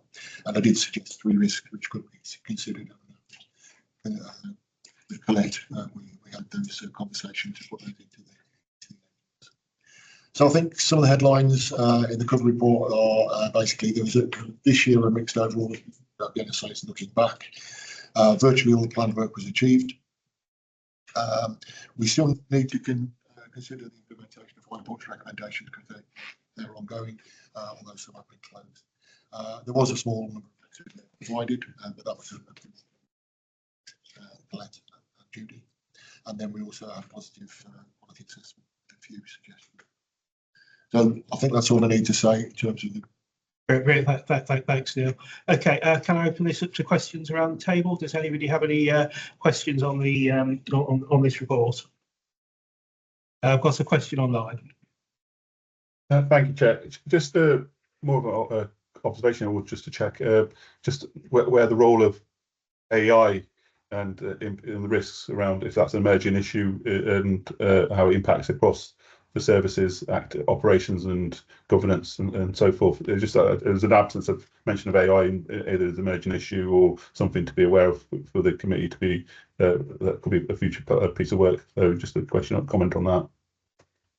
Yeah, I can comment on that. We will pick up predominantly it as part of the key ICT controls work as to progress on AI, but we'll also look at it as part of risk management. We've got an option there to delve into a particular area of risk management, and at the minute AI is the one that's on my radar, so that would be most likely the area unless anything comes in very quickly to trump it. So does that answer? Thank you. Yeah, that's great. Thank you very much.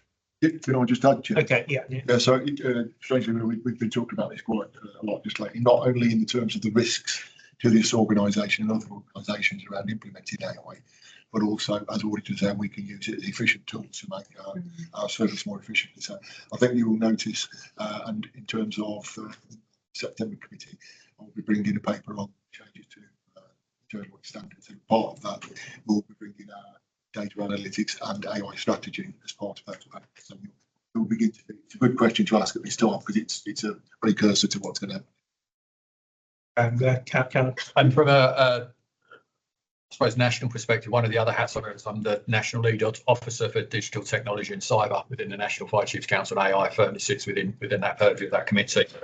We have, I personally have led the team that delivered the ethical use of AI across the Fire Rescue Service as a guide to help services incorporate that and bring that into services to make efficiencies, but to do that in a safe way that doesn't compromise cyber networks and open you up to more cyber attacks. So from a sector point of view, we are entering the journey of using AI, but doing it in a sensible way with some guidelines around it, which I did author, to be fair. So from a service point of view, we are leading edges isn't quite right because it's still to be determined exactly what AI can do for the fire sector.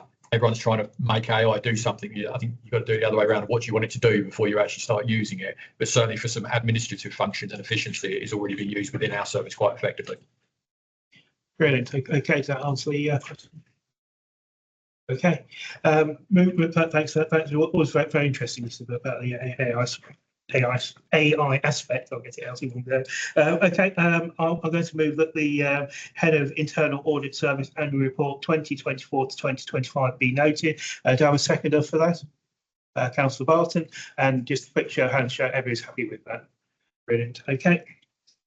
Let's move swiftly on. Item 16 is progress against the Internal Audit Plan 2025 to 26. This is on pages 321 to 342 of your agenda pack. Matt Davis, Audit Manager, will present this item. Chair, thanks once again for the opportunity to present the plan. It's the 25-26 plan that we're a quarter of the way through now. It was agreed at this committee on the 12th of March. I'm going to do just a quick canter through it because obviously we're only a quarter of the way through. and then focus on obviously the high importance recommendations. So on paragraph 6, we do introduce the high importance recommendations and the partial opinion reports. But I think it's probably better if we focus on it in paragraphs 16 to 19 later on, because that's where the detail is. So moving straight on to paragraph 9, which really concludes our 24-25 coverage. Just as a recap from the previous meeting, we've got 4 audits that were outstanding at the financial year end. They were all closed with substantial assurance. We also completed sort of ongoing monitoring of the remedial action to ensure sort of finance and monitoring and associated reporting was being brought back to this committee. So we concluded that work. We completed our work on procurement for the financial year, and again, that gave a little assurance rating. So we'll speak further about that in paragraphs 16 to 19, as I've mentioned. And then with the plan being very much dynamic in nature, as you'd expect, we cancelled one job in respect to the people plan, simply due to the amount of resource required to address the ongoing high importance recommendations and the procurement audit, the little assurance ratings. You can imagine things like that we have to do a lot more work on. So we haven't done the work on the people plan. What we'll do is we'll have a chat with the leadership team here and risk assess it and see whether we can bring it in either under emerging issues or just have it on the radar strategically to look at it at a later date. Some of it obviously is already been mentioned in one of the reports that kind of presented, and also it's part of the HMI findings as well, which are obviously heavily looked at by this committee. Moving on to paragraph 10 then, so that in effect closes our 24-25 coverage. Moving on to this financial year, 25-26, and in paragraph 10, the plan agreed was sort of 15 individual audits within the plan. One in respect to the National Fraud Initiative has already been completed. One is at draft report stage. 10 are at varying degrees classed as work in progress, and I say that because some of those will stay now and read in terms of reference for some of those areas, but they won't actually come until the final quarter due to the sample sizes we need on some of the work. So don't be surprised if some of the work in progress next time I come doesn't alter much. 3 haven't started yet, and they're for valid reasons, so it says in the appendices what those reasons are. So in concluding that, I'm sure you'll agree we've made good progress. The team's made good progress on 25-26 work with only 1 quarter of the year completed. Moving then on to the most important item I consider is the partial and little assurance reports and the associated high importance recommendations that brings in.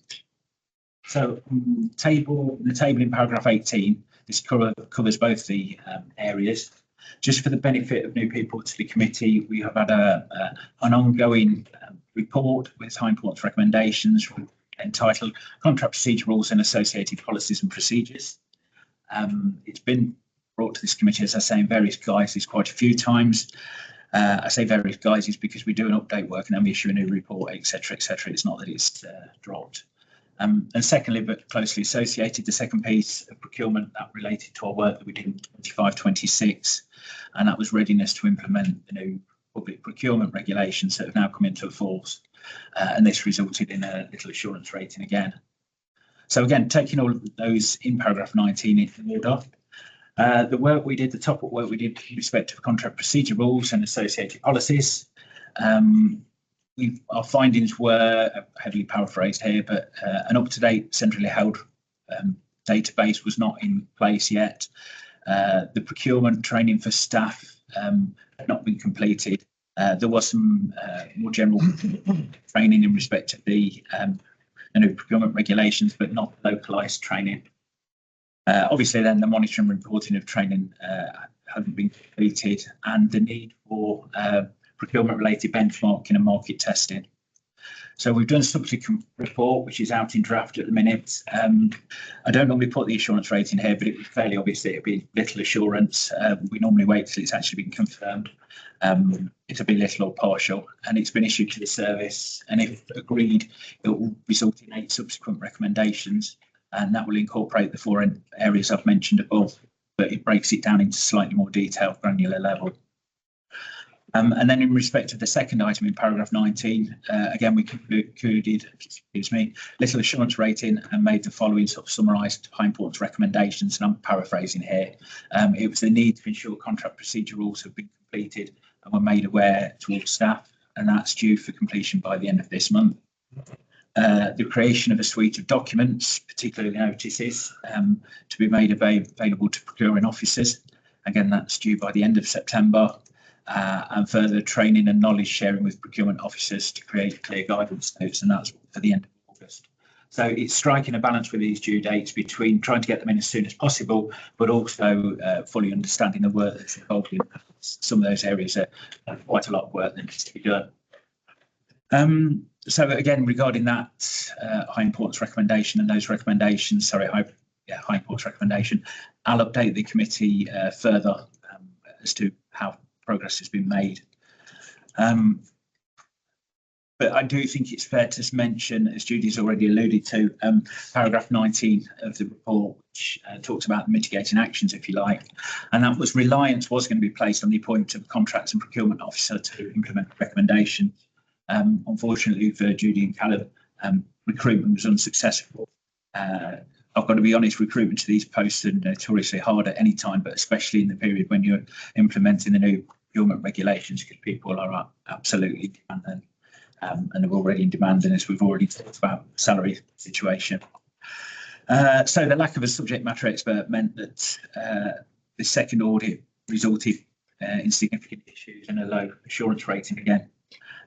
The good news is an interim procurement and commercial manager, as we heard, was appointed in June 25 and has started to make progress on identifying the work and addressing the low assurance ratings and the associated high importance recommendations in both of these reports.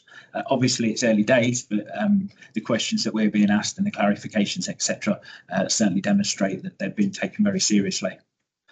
I'll happily take any questions, obviously, on any part of what I've discussed today, but particularly on procurement, but as would Neil, and I'm sure Judy will interject if she needs to. But before I do, in summary, then I'd say that I'm really pleased that we've closed our 24-25 coverage. I'm pleased with the progress made with 25-26. We've highlighted significant concerns in 2 audits, and although it's early days, there are strides made by the service to address those issues now. So, albhough albeit it's an interim appointment. So I'll have to take any questions. Thanks, Matt. It's good to see we've got the procurement officer in, and that will obviously move that side of things and the orders across. So I'd just like to open this up to any questions from around the table or online. I respond, Chair. Judy. But just to respond to support the work that Matt and Neil have done, and I think it's positive that we continue to have a good working relationship. It has been a challenge. I can't, I wouldn't suggest to committee that it hasn't. We went out to advert on 3 occasions for that role, and were unable to recruit. So we have known that it's a skills gap for us. We've invested in one of our internal members of staff as well, who's just about to complete the SIPS qualification, which is procurement qualification, and I'm hopeful that with some further investment in mentoring that she'll gain the necessary experience as she works with Amy, who's the interim appointment, who is, I have to say, a very, very impressive individual who's certainly bringing robust challenge but solutions to the table and working with Matt and Neil. So it's late coming, but it's working now. So I think the timelines that we've got, we may need to just revisit because of the sheer workload in relation to that, and there is some constitutional work that we're going to do with Gemma in relation to fit for purpose, for your purposes as a fire authority, and what the requirements are for us from a constitutional point of view. So it's heading in the right direction. It's embryonic, but I'm confident that we've got the right person to give us that subject matter expert and advice, and working closely with the internal investment in qualifications that she can support the person who's now got those qualifications to kind of put us back on track. I suppose the other thing from your point of view as auditors and as members of the fire authority is we are going to be working quite hard on what's called our pipeline information, which is a new requirement of the regulations, and make sure that from a public transparency and compliance point of view that pipeline starts to be populated so that we've got that greater level of transparency around the forthcoming contracts that we're likely to be going out for, and that's an area of focus for Amy as well. So huge amount of work because we've got quite a lot of backlog as Matt's been bringing to our attention for some time now. But I'm hopeful that we're back on the beginnings of the yellow brick road, if you like. That's great. In more confidence that these things are being addressed now. Thank you for the update. So I don't believe we have any questions or comments around. Yeah, I'd probably just really echo what was said, you know, in relation to my earlier comments. Yeah, it's excellent to see, you know, around that. And clearly here, I mean, you were talking about, you know, potential slippage of various things like that, but obviously the upcoming reports to the committee, and this will be obviously clearly something the committee will, you know, keep really under you know, strict scrutiny as we move forward. But you know, in terms of the explanation, it's an excellent way forward. Brilliant. Thank you. Okay, I'll move that this report be noted and that A, the 2024 to 25 audit plan is now complete. B, one legacy partial assurance report relating to contract procedure rules containing high importance recommendation currently remains outstanding. C, the 2024 to 25 procurement audit completed in Q1 of 2025 to 26 has resulted in a little assurance rating and associated high importance recommendations. And at D, work is progressing well, and that the 2025 to 26 audit plan and that it remains at the stage anticipated for this time of the year. Do I have a seconder for that? Councillor Barton, just show of hands that everyone's happy that this is a being noted. Great stuff, thank you. Okay, item 17. This item is the after the incident survey annual report 2024 to 25. I touched on a bit earlier. This is on pages 343 to 376 of your agenda pack. Cal, I'm afraid you're back over to you. If you don't mind, Chair, I'll delegate this on to Judy. So your ears the rest of my voice. Thank you, Chair. This report's largely for information and summary, really, so I will try to praise it. I'm conscious we've had an awful lot of information. So, as you'd expect, as a good organisation, we do continually try to seek feedback from our customers. It's not always an easy word to use in the relation to people receiving our services at what can be a very, very difficult time in their life. But nevertheless, we do try to make those inroads in terms of understanding what people think of our services. So that's one part of the report. The second part of the report that is actually in the executive summary is that we've made some changes and improvements to the way that we actually gather this information.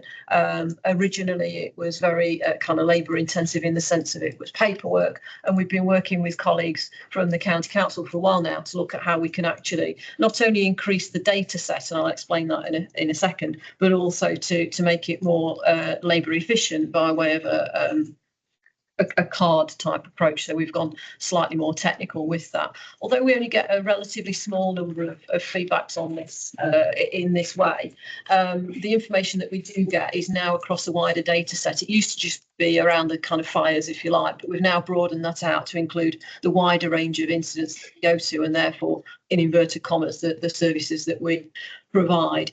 It asks members of the public who've received our services to give an expression of their feelings with regards to the way that we've worked with them and their experience of our activities, whether that be through special services, could be animal rescue, it could be road traffic collision, etc. So this piece of advancement work has given us that broader data set now, rather than just across fires. You'll see at paragraph 12, it gives a smaller breakdown of the satisfaction survey that we do get. And again, it's a difficult one, I guess, because largely people are happy that we've been able to intervene, as I say, in what are often very difficult or challenging circumstances. So it is pleasing to see that we've got very high percentages of satisfaction across those people. But I suppose the flip side of that same coin is that actually most people are just relieved to get a firefighter or whoever in attendance at their particular circumstance.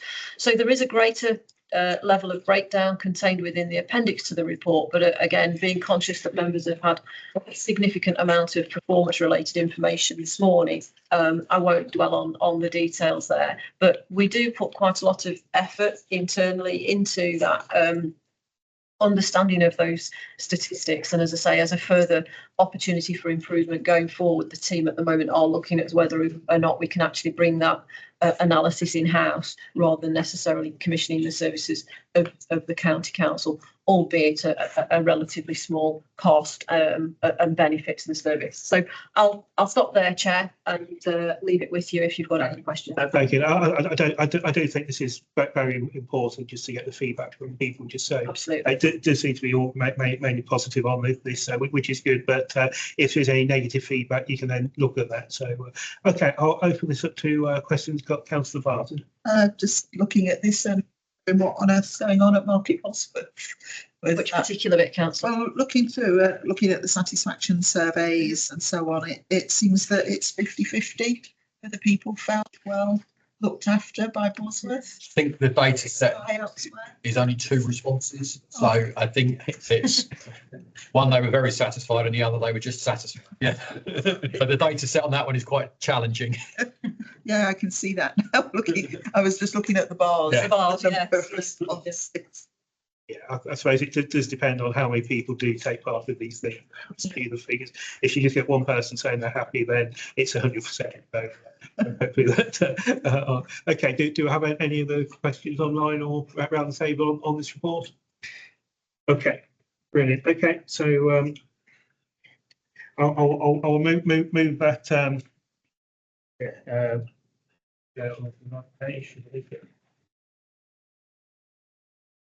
It's not on the. Can I just move that the report be noted? Do I have a seconder for that? Councillor Piper, and just quick show of hands over there. Great stuff. Thank you. Okay. We are getting through this, and we're on the last page. There's still a few items to go, but we'll hopefully we'll press on.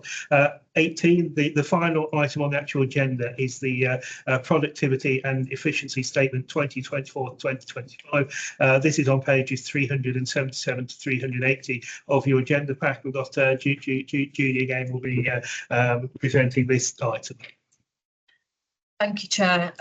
This is an area of work that I think it's fair to say is over the last this is the 3rd iteration of the productivity and efficiency statement that I've completed for Leicestershire Fire and Rescue Service. I think the first thing to note that's captured within the recommendations. As a corporate governance committee, you do have obviously that scrutiny and oversight of performance, and I think because I've certainly recognised an increase in the requirements that are set out within the productivity and efficiency statement, the recommendation is that a little bit more information is brought to this committee on a half-yearly basis. But I'll go back to that shortly, if that's okay, Chair. The fire and rescue sector as a whole is now required to produce, as part of the national framework document, but certainly coming out of government, a productivity and efficiency statement on an annual basis. So we try and tie that in, as you'd expect, around the budgeting, and the deadline for that is normally around the end of March. The productivity and efficiency statement, as set out by the requirements of government, is twofold. One is they set an annual target of efficiency and productivity for the service, for the sector. So this is for each fire and rescue service across the country of, bear with me, 3% in terms of productivity and 2% in terms of efficiency, and that number does vary a little bit. What I observed this time round, as I was working with colleagues to produce the productivity and efficiency statement, was that they have actually put a greater level of structure around how that statement has to be produced. So in the past, it has been quite vague. And has left a degree of latitude, I think it's fair to say, for services to narrate against that statement. This year, the observation was that there were quite a lot of sort of category and classification in terms of what they were actually expecting to see. So it's a double-edged, hesitate to say sword, but in the context of, there's a requirement in relation to the financial information that we are required to provide, which I will lean into Colette and Sarah for, but also a requirement for us to make observations around what our firefighters are doing on a day-to-day and almost hour-by-hour basis, I have to say. So we begin to collect evidence at the beginning of the year, as you'd expect, and then it results in the document that's actually set within the hyperlink that's in your papers if you wish to have a look at that.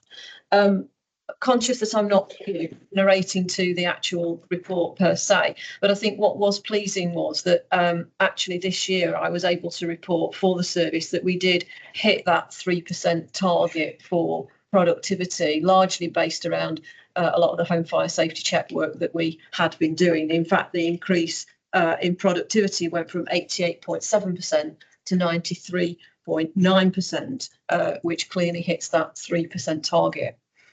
I think it's fair to say that the challenge that we have as a service and possibly as a sector is when we talk about the efficiency. As we've heard already over numerous occasions, the sector, but Leicestershire particularly, is challenged by our financial situation. We are very, very lean when it comes to our firefighting resource. So that makes efficiency, and in the terms of the return, efficiency is have we reduced the headcount, and it is quite simply that. It does talk about a reduction in numbers of personnel to help to achieve that efficiency target, which from our point of view does make it quite challenging in relation to, quite simply, that looks at the number of people that we've got working for us. So we were slightly below the 2%. We were, I think it was 1 point. Apologies, I've not written that down, but I think it was 1.87%. So we did miss that 2% target. But I have to say, we are incredibly lean. We've heard areas where we don't simply have the people to do some of the work that needs to be done. So from that point of view, I'm actually reasonably comfortable that we are there or thereabouts in terms of our in terms of those targets. I'll leave you to the actual document itself. It is published on our external website and it is available for members of the public to scrutinise should they choose to. Thank you, Chair.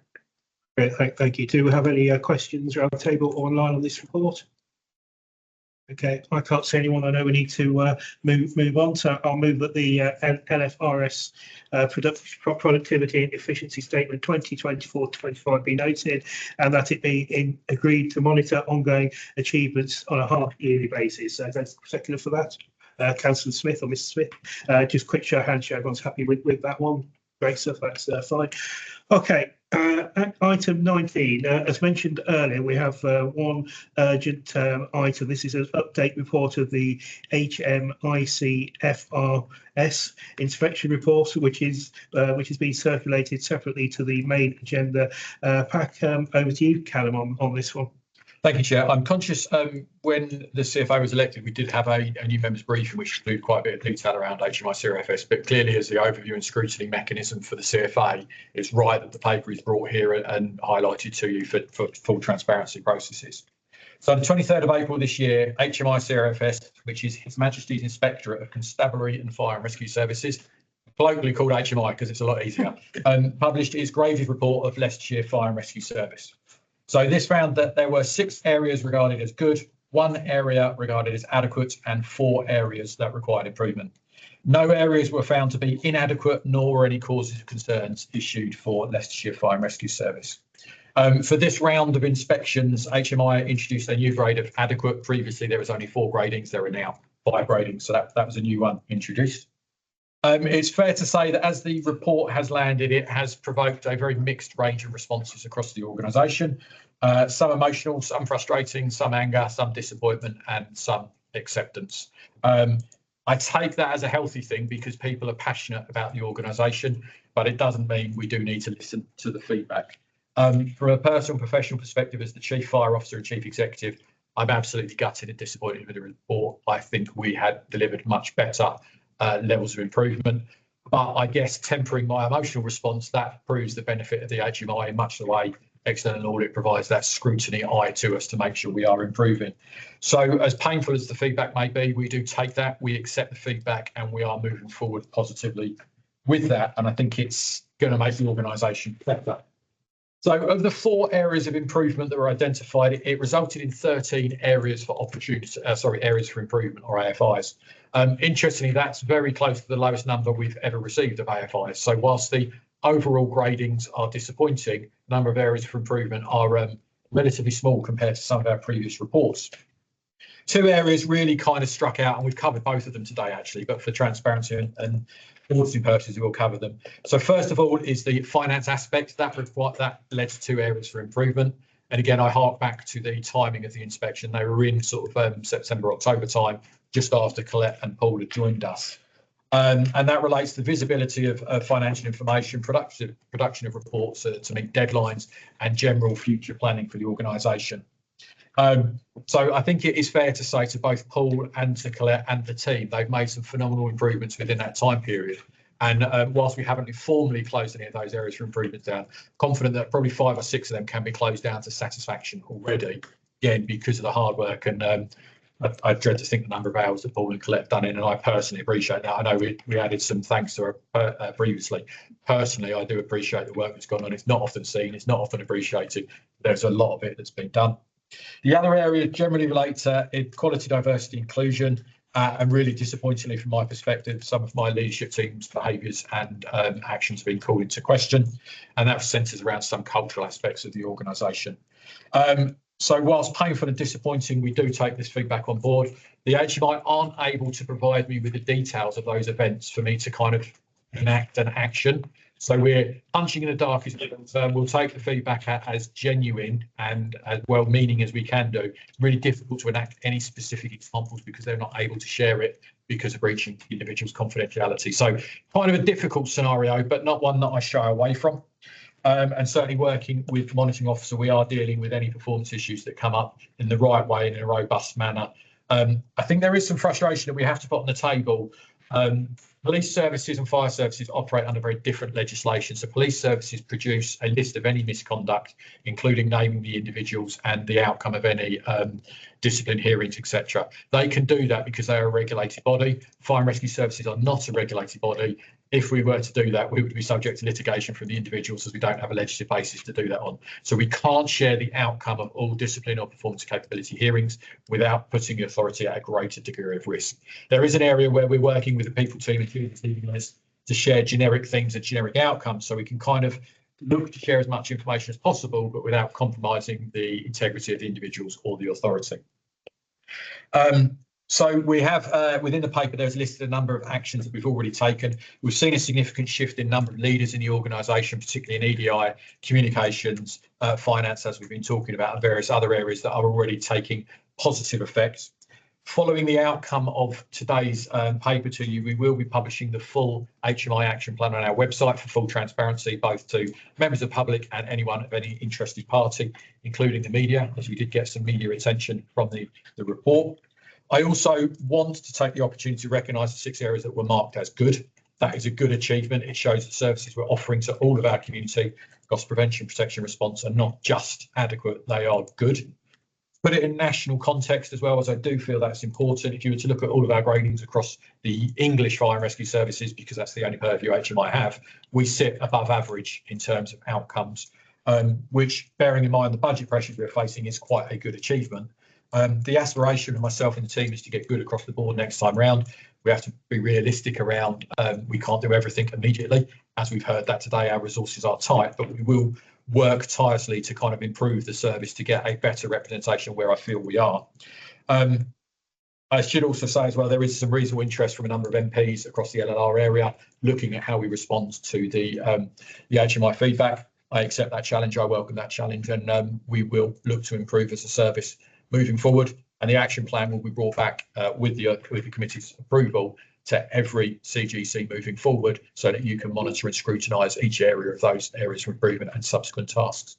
I'll stop there, Chair, because I've talked a lot today.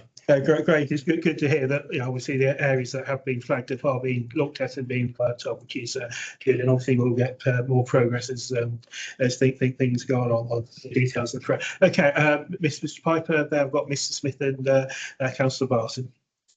Just as an aside sort of question, is anybody else having trouble with the links to the report? I can't open the report on the hyperlinks. Get that checked out, Councillor. On the HMI report? Yeah. It says it's a SharePoint and I'm not registered as supplier.lister. We will circulate the HMI report to you directly from the HMI website. Thank you very much. Brilliant. Okay. Mr. Smith. Thank you, Chair. Just really as incoming CFA Chair, I share the Chief's disappointment in the report, but I do think I need to go on record to say that that the Chief and the senior leadership team had the way that they've handled the report coming in and the aspiration to improve it to good is something that we should all get behind. And I think it's a recommendation to the senior leadership team to take that, and I look forward to working with you to get those good recommendations. Chair. Thank you, Mr. Smith. Councillor Barton. I was going to say I wanted to thank the leadership team that had worked on this, and also to congratulate Callum on the way that you dealt with some of the inconsistencies that were demonstrated by the inspectorate team. I think I'm the only person here that was privy to that information at the time, and I was very proud of the way that that was being handled and happy to have supported and backed you on that. And I think it's the first time anyone has ever been successful in those negotiations. I won't go into the detail because I don't know if it's confidential, but well done. Thank you, I appreciate that. Great stuff. I can't see any more hands up on this or online or around the table. So I will move that the findings of the inspectorate be noted and agreed that the committee will receive updates and provide scrutiny to the plan of action through future meetings. Do I have a seconder on that one? Councillor Smith. All those in favour? Is there no? Brilliant. That's great. Thank you. Okay, date of next meeting. Firstly, say thank you for attending today's meeting, which has been quite a long one. Thank you for everybody for their input. We've had some descriptive comments throughout, which I think is good. Okay, just remind the next meeting of the committee will be held on the 17th of September 2025 at 10 a.m. Here at 5 headquarters. I will be giving my apologies on that. But we'll see you all. Well, we'll see many people here on the 17th of September. We'll close the meeting. Thank you, Chair.